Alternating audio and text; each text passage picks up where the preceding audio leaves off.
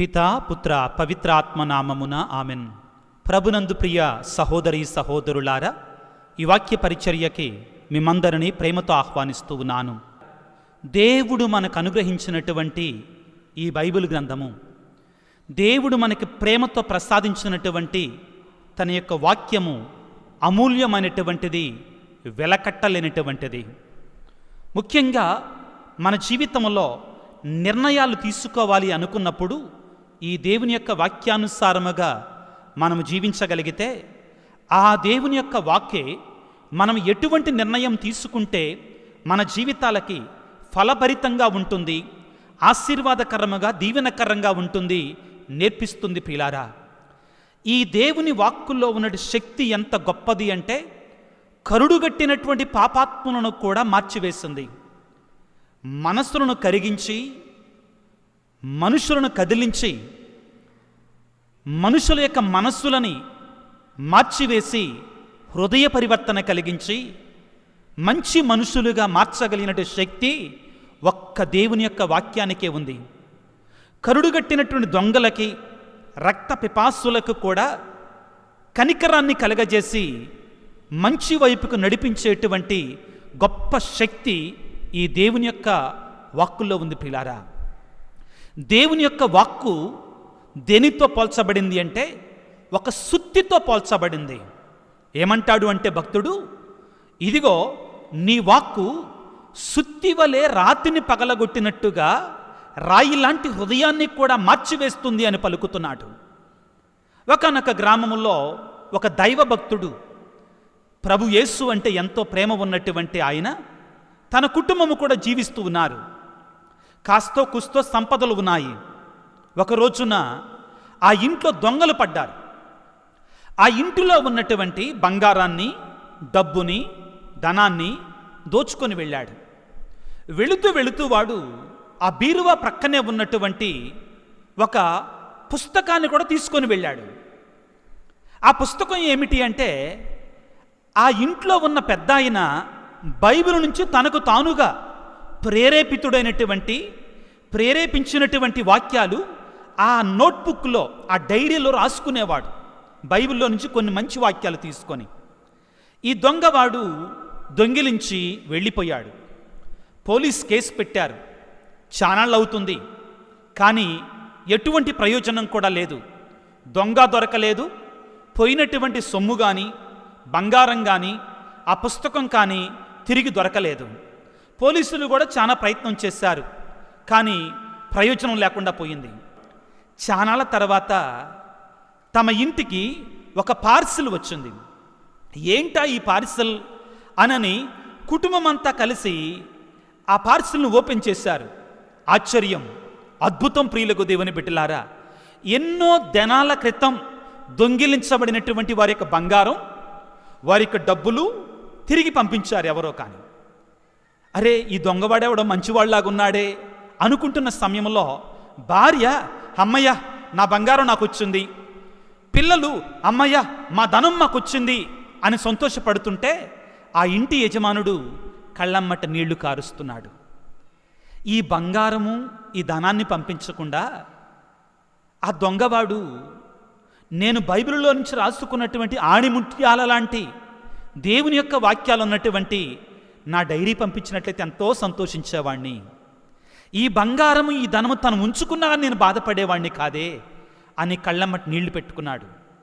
అయితే ప్రియులారా, అవన్నీ కూడా, ఆ బంగారము, ఆ ధనాన్ని తీసిన తర్వాత కింద ఒక నోట్ రాశాడు ఆ దొంగవాడు. ఏమని రాశాడంటే, అయ్యా, నీవెవరివో దైవభక్తుడులాగా ఉన్నావు.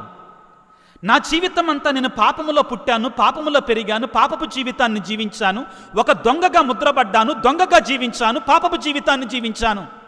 కానీ మీ ఇంటిలో చేసిన దొంగతనం నన్ను సమూలంగా మార్చివేసింది. ఇదిగో నేను మీ ఇంటిలో దొంగిలించిన బంగారాన్ని అంతటిని కూడా తిరిగి పంపిస్తున్నాను. మీ ఇంటిలో నుంచి 2 లక్షల రూపాయల దొంగతనం చేశాను.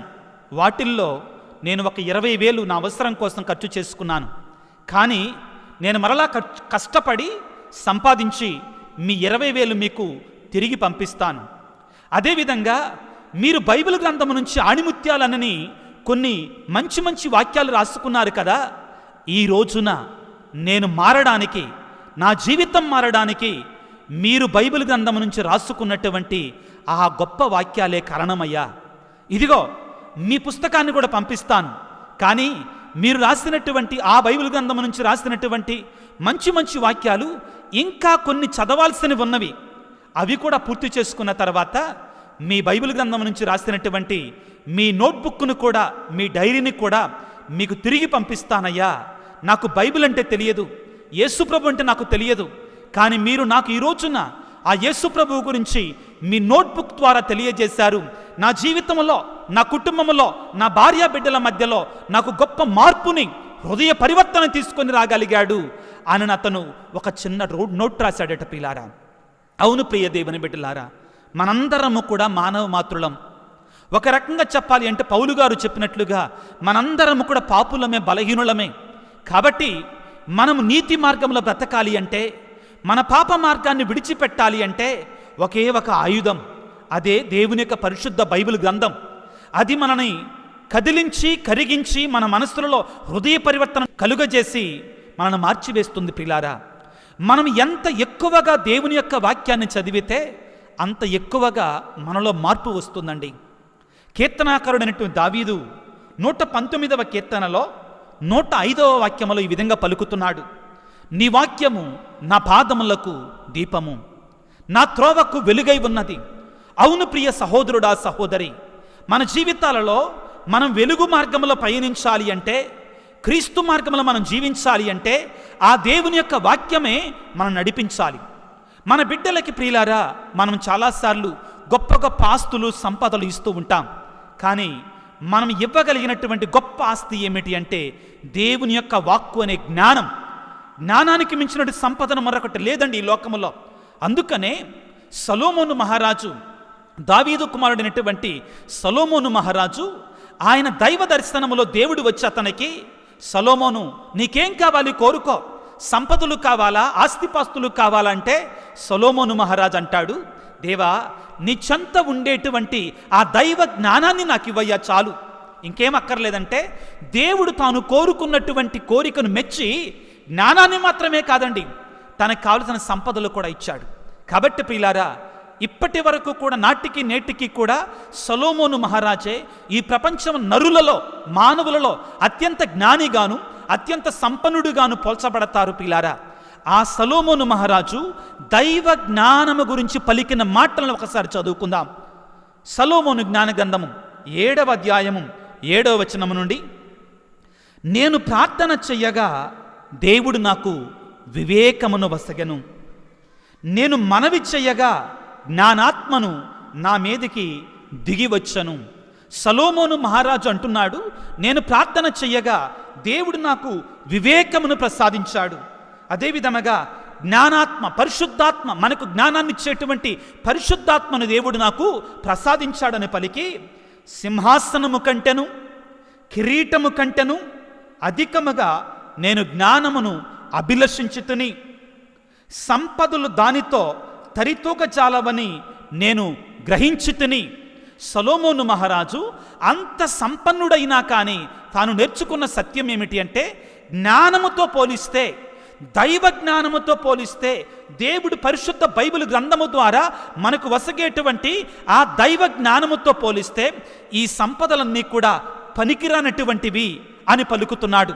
ఆ తరువాత వాక్యముల ప్రియులకు దేవుని బిడ్డలారా, అమూల్య మణు లేవియు వానికి సాటి రావని నేను తెలుసుకుంటుని, జ్ఞానముతో పోల్చినచో లోకములోని బంగారం అంతయు ఒట్టి ఇసక ముద్ద, వెండి అంతయు మట్టి పెళ్ళ అంటున్నాడు ప్రియులారా. ఈరోజున ప్రియ దేవుని బిడ్డ, దేవుని వేడుకో. ఓ పరిశుద్ధాత్మ దేవా, ఓ జ్ఞానాత్మ, మాపైకి, మా కుటుంబం పైకి వేంచేస్తారండి. మా బిడ్డలకి మంచి జ్ఞానాన్ని ప్రసాదించండి. ప్రియ సహోదరి సహోదరులారా, జ్ఞాపకం ఉంచుకోండి, మనం మన పిల్లలకి కోట్ల రూపాయల ప్రసాదించామనుకో, వాళ్ళు మంచోళ్ళు అయితే ఇది నాకు అక్కర్లేదంటారు. అదే చెడ్డోళ్ళు అనుకో, ఒక 4-5 సంవత్సరాలను అంతా పాడు చేసేస్తారు. కానీ వాళ్ళకి మంచి జ్ఞానాన్ని, దైవ జ్ఞానం గురించి మాట్లాడుతున్నానండి. ఈ లోకంలో చాలా రకాల జ్ఞానాలు ఉన్నాయండి. లోకానుసార జ్ఞానంతో చెడు చేసేవాళ్ళు చాలామంది ఉన్నారు. ఈ లోకానుసార జ్ఞానంతోటి ఆటం బాంబు కూడా కనిపెట్టారు, యుద్ధాలు కూడా చేస్తున్నారు తెలివితోటి. ఆ జ్ఞానం కాదండి, దైవ జ్ఞానం గురించి మాట్లాడుతుంది దేవుని యొక్క వాక్కు. అటువంటి జ్ఞానాన్ని, అటువంటి పరిశుద్ధాత్మ వరాన్ని, వివేకాన్ని ప్రసాదించమని మనందరము కూడా వేడుకోవాలి ప్రియులారా. అదేవిధంగా యెషయా గ్రంథము 30వ అధ్యాయము 21వ వాక్యములో దేవుడే స్వయముగా ఏమంటున్నాడంటే, మీరు నా ఆజ్ఞల ప్రకారం జీవిస్తే నా యొక్క స్వరము మీలో ఉండి, మీతో ఉండి, మీరు తప్పు చేస్తున్నప్పుడు ఇది తప్పు, ఇటు వెళ్ళమాకండి, ఇది రైటు, ఇటు వెళ్ళండి, ఈ మార్గం నీకు మంచిది కాదు అని ఇదిగో దేవుడు మనకిచ్చినటువంటి ఈ పరిశుద్ధ బైబిల్ గ్రంథం మనం నడిపిస్తుంది ప్రియులారా. ఒకవేళ ప్రియ దేవుని బిడ్డలారా, వివాహం విషయంలో మీరు కంగారు పడుతున్నారా? ఈ యొక్క మ్యాచ్ మంచిదా కాదా అని కంగారు పడుతున్నారా? వాక్యాన్ని తీసుకొని ప్రార్థన చేసి దేవుని వేడుకొనండి. ఒకవేళ మీరు ఉద్యోగం విషయంలో ఈ నిర్ణయం సరైందా కాదా అని అనుకుంటున్నారా? వాక్యాన్ని తీసుకొని దేవుని సన్నిధిలో ప్రార్థన చేసి దైవ జ్ఞానం కోసం వేడుకొనండి. ఒకవేళ మా పిల్లలు ఏ కోర్సులో చేరాలి, ఎటువంటి చదువులు చదవాలి అని మీరు తర్జన భర్జన అవుతున్నారా? దేవుని సన్నిధిలోనికి వెళ్ళి ప్రార్థన చేసి దైవ జ్ఞానం కోసం వేడుకొని ఒక మంచి నిర్ణయాన్ని తీసుకోండి. కుటుంబంలో ఇల్లు ఇక్కడ కట్టొచ్చా కట్టకూడదా? ప్రియులారా, మన జీవితంలో నిర్ణయాలు అనేటువంటివి అత్యంత ప్రధానమైనటువంటివి. మానవ జ్ఞానముతో, మానవ మేధస్సుతో నేను చాలా తెలివైనటువంటి వాడిని అనుకున్నటువంటి వారు కూడా కొన్నిసార్లు పొరపాటు చేయవచ్చు. కానీ దైవ జ్ఞానం, దేవుని యొక్క వాక్కు ఎప్పుడు కూడా పొరపాటు చేయదండి. కాబట్టి ప్రియులకు దేవుని బిడ్డలారా, ఇక నుండి మనం దైవ జ్ఞానానికి, దేవుని యొక్క వాక్యకు ప్రధానమైన స్థానాన్ని ఇవ్వడానికి ప్రయత్నం చేద్దాం. ఆ దేవుని యొక్క జ్ఞానము ద్వారా మనం నడిపించగలిగితే గ్యారంటీగా నేను చెప్పగలనండి, ఏమిటి అంటే దేవుడు ఎప్పుడు తప్పు చేయడు. కాబట్టి ఆ వాక్యానుసారముగా మనం కూడా నడిస్తే ప్రియులకు దేవుని బిడ్డలారా, మనము కూడా ఎప్పుడు కూడా సరి అయినట్టు నిర్ణయాలు తీసుకుంటాం. అటువంటి దైవ జ్ఞానముతో మనని, మన కుటుంబాలని, మరి ముఖ్యంగా మన బిడ్డలను కూడా నింపమని ఆ దేవాది దేవుని వేడుకుందాం. ప్రియ సహోదరి సహోదరులారా, చిన్నారి బాలయేసు యెరూషలేము దేవాలయంలో తప్పిపోయినప్పుడు ఒక మాట రాయబడి ఉంటుంది లూకాసు వార్త 2వ అధ్యాయం చివరి భాగములో. ఏమిటి అంటే, యేసు జ్ఞానమందును ప్రాయమందును దైవ ప్రేమలో మనుషుల యొక్క ఆదరాభిమానాలలో పెరుగుచుండను రాయబడి ఉంది. మనము కూడా, మన బిడ్డలు కూడా దైవ ప్రేమలో, దైవ జ్ఞానములో నింపబడేటట్లుగా ఓ పరిశుద్ధాత్మదేవా మాపైకి వెంచేసిరండి అని తలలు వంచి ప్రార్థన చేసుకుందాం. సర్వశక్తిమంతుడా, సర్వోన్నతుడా, ప్రేమామయుడా, సలోమోను మహారాజు అంటున్నాడు, దేవా నీ వసగేటువంటి పరిశుద్ధాత్మ జ్ఞానముతో పోలిస్తే ప్రపంచంలో ఉన్న బంగారం అంతా కూడా ఇసుక ముద్ద, ప్రపంచంలో ఉన్నటువంటి వెండి అంతా కూడా మట్టి పెళ్ళ, సంపదలన్నీ కూడా బూడిదతో సమానం అంటున్నాడు. దావీదు మహారాజు అంటున్నాడు, నీ వాక్యము నా పాదములకు దీపము, నా త్రోవకు వెలుగై ఉన్నదంటున్నాడు.